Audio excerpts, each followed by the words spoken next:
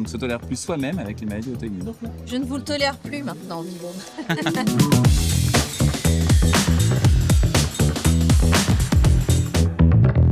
Guillaume, bonjour. On entend de plus en plus parler de polyallergie. J'ai envie de dire, quel est le constat et comment ça se manifeste? Les polyallergies, c'est soit qu'on a plusieurs organes touchés, par exemple une allergie alimentaire, une dermatite atopique, une rhinite et un asthme, soit qu'on a par exemple plusieurs allergies alimentaires, plusieurs allergies respiratoires. Et donc évidemment, ça complexifie le tableau, ça altère la qualité de vie, ça provoque des réactions qui sont parfois graves. Les asthmes, c'est 45 000 hospitalisations par an chez l'enfant, par exemple. Le constat est qu'effectivement, on a une explosion des maladies allergiques. Face à cette explosion d'allergies, vous parlez d'intervenir tôt pour changer l'histoire naturelle. Qu'est-ce que ça signifie concrètement? Ça veut dire qu'on a démontré que l'introduction précoce dans la diversification alimentaire des enfants de certains aliments qu'on considérait allergisants prévient l'allergie alimentaire à ces aliments. Donc ça veut dire qu'on change un peu le cours de l'histoire. Ces enfants auraient dû être allergiques et ils ne le sont pas grâce à la diversification précoce. De même, on sait avec les traitements type immunothérapie qu'on peut modifier l'histoire naturelle, la trajectoire évolutive attendue de la maladie. Par exemple, les patients qui ont une rhinite allergique sont plus à risque de développer un asthme.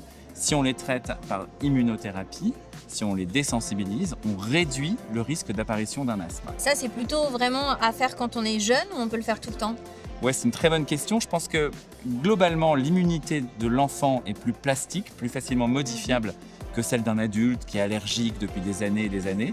Donc, je crois que tout le monde est d'accord pour dire qu'il faut commencer tôt. Dans les allergies respiratoires, on est autour de 4-5 ans.